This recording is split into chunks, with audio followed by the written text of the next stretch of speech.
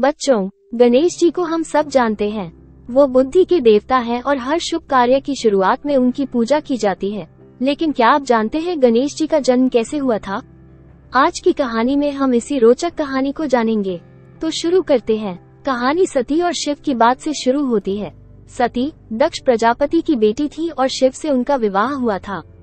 दक्ष ने एक यज्ञ का आयोजन किया था, लेकिन उसने शिव को निमंत्रण नहीं दिया था। सती को ये बात बहुत बुरी लगी। वो अपने पिता के यज्ञ में शामिल होने के लिए शिव की अनुमति लेकर वहां पहुंची। यज्ञ में पहुंचकर सती ने देखा कि उनके पिता शिव का कोई सम्मान नहीं कर रहे थे। ये अपमान सती सह नहीं सकी और उन्होंने वही योग अग्नि प्रज्वलित करके अपना शरीर त्याग दिया। शिव को जब ये पता चला तो वो बहुत क्रोधित हुए। उन्होंने वीरभद्र नाम का एक रुद्र रूप धारण किया और दक्ष के यज्ञ को तहस नहस कर दिया। क्रोध इतना था कि वो पूरी सृष्टि का विनाश करने निकल पड़े। त्रिलोक में हाहाकार मच गया। देवताओं को डर था कि अगर शिव का ये रुद्र रूप शांत नहीं हुआ तो पूरी सृष्टि का अंत हो जाएगा। तब सभी देवता ब्रह्मा जी के पास गए और उनसे मदद मांगी। ब्रह्मा जी ने विष्णु जी को सलाह दी कि वो किसी ऐसे बालक को पैदा करे जो शिव और सती का अंश हो और जो शिव का क्रोध शांत कर सके। विष्णु जी मान गए। उन्होंने सती की अग्नि से निकली जली हुई काया से एक अलौकिक तेजस्वी बालक को प्रकट किया। इस बालक का एक बड़ा सा हाथी का सिर था और 4 भुजाएं थी। उनके हाथों में पाश, अंकुश, कमल का फूल और एक टूटा हुआ दांत था। विष्णु जी ने उस बालक को पार्वती, सती का पुनर्जन्म, के पास ले गए।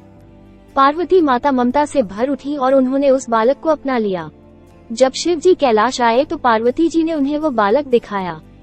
शिव को ये बालक अजीब लगा। उन्होंने पूछा कि ये कौन है? पार्वती जी ने बताया कि ये आपका और मेरा पुत्र है। विष्णु जी ने ही इन्हें जन्म दिया है। शिव जी को ये बात कुछ खास जंची नहीं। ये बालक उन्हें अनजान सा लगा। वो उस बालक को बाहर निकालने ही वाले थे कि उस बालक ने उन्हें रोक लिया। बालक ने कहा, हे रुद्र रूपधारी, आप मुझे जाने बिना बाहर नहीं निकाल सकते। मैं आपका ही पुत्र हूँ। शिव जी ने पूछा, मैं तुम्हें कैसे मान लूं? तुम्हारा रूप तो अजीब है। बालक ने कहा, यदि मैं सचमुच आपका पुत्र हूँ तो आप मेरे सिर को धड़ से अलग कर सकते हैं। मैं फिर से जीवित हो जाऊंगा। शिव जी को क्रोध आ गया। उन्होंने तलवार उठाई और उस बालक का सिर काट दिया। बालक का सिर कटते ही वहाँ सन्नाटा छा गया। पार्वती जी तो रोने लगी। लेकिन कुछ ही देर में एक चमत्कार हुआ। वहाँ उस बालक का सिर तो था ही साथ एक हाथी का सिर भी प्रकट हो गया। ये हाथी का सिर पास में ही खड़े गणेश जी, जो कि एक सामान्य बालक थे, का था। शिव को अपनी गलती का एहसास हुआ। उन्होंने हाथी वाले सिर को उस बालक के धड़ से जोड़ दिया और उसे जीवित कर दिया। शिव जी ने उस बालक को अपना पुत्र स्वीकार कर लिया। शिव जी ने उस बालक का नाम गणेश रखा, जिसका अर्थ है ज्ञान का भंडार। उन्होंने गणेश जी को बुद्धि और ज्ञान का देवता बनाया। गणेश जी बहुत ही बुद्धिमान और ज्ञानी थे। उन्होंने अपनी शिक्षा अपने पिता शिव जी और माता पार्वती से प्राप्त की। उन्होंने विभिन्न शास्त्रों और विद्याओं का अध्ययन किया। गणेश जी को अनेक शक्तियाँ प्राप्त हैं। वे विघ्नहर्ता हैं, यानी वे सभी बाधाओं को दूर करते हैं।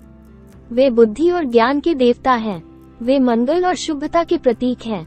गणेश जी की पूजा पूरे भारत में की जाती है। उन्हें बुद्धि और ज्ञान के लिए पूजा जाता है। उन्हें विघ्नहर्ता के रूप में भी पूजा जाता है। गणेश जी की पूजा करने से सभी बाधाएं दूर होती है और सफलता प्राप्त होती है। गणेश जी का वाहन चूहा है। चूहा बुद्धि और चतुराई का प्रतीक है। गणेश जी का चूहे पर सवार होना इस बात का प्रतीक है कि बुद्धि और ज्ञान सभी बाधाओं को दूर कर सकते हैं।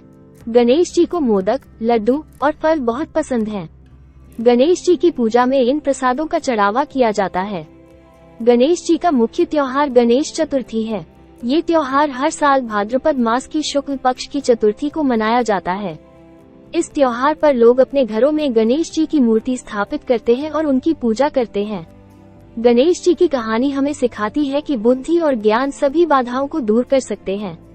हमें हमेशा बुद्धि और ज्ञान का उपयोग करके अपने जीवन में आगे बढ़ना चाहिए।